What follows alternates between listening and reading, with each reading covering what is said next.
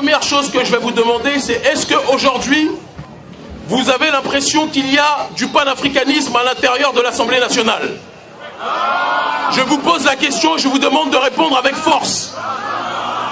Est-ce qu'aujourd'hui, vous avez l'impression qu'il y a du panafricanisme à l'intérieur du gouvernement?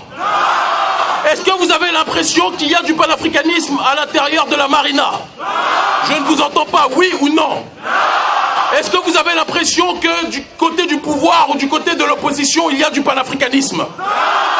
Et donc, par conséquent, s'il n'y a pas du panafricanisme, il est peut-être important aujourd'hui que le panafricanisme rentre en scène. De ce triste constat, considérant qu'initialement, nous avions décidé de ne pas nous mêler de la politique ou de toute démarche électorale, mais nous constatons le mépris des élites politiques dans ce pays.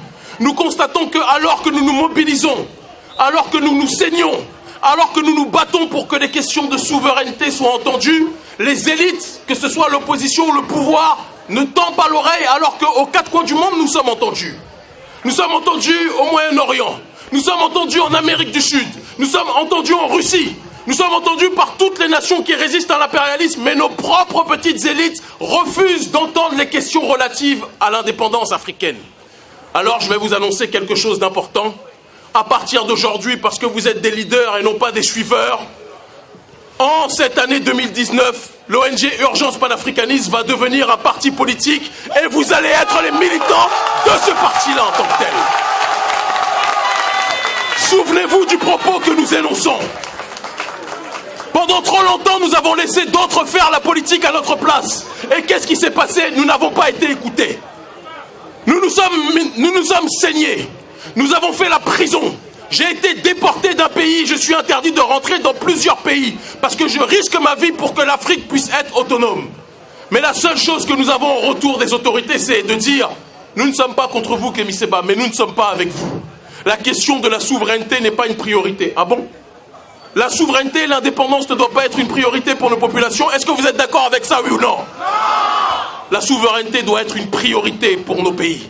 Et donc, par conséquent, parce qu'on n'est jamais mieux servi que par soi-même, je demande à chacun d'entre vous, étudiants, étudiantes, chômeurs, journalistes, avocats, banquiers, juristes, de répondre favorablement à l'appel que nous lançons aujourd'hui et qui sera matérialisé dans les semaines à venir pour la structuration du parti politique panafricaniste béninois. Nous avons besoin de chacun d'entre vous. Nous ne disons pas que nous allons nous présenter aux élections législatives, ça sera peut-être les municipales, parce qu'il faut du temps et du sérieux pour faire les choses.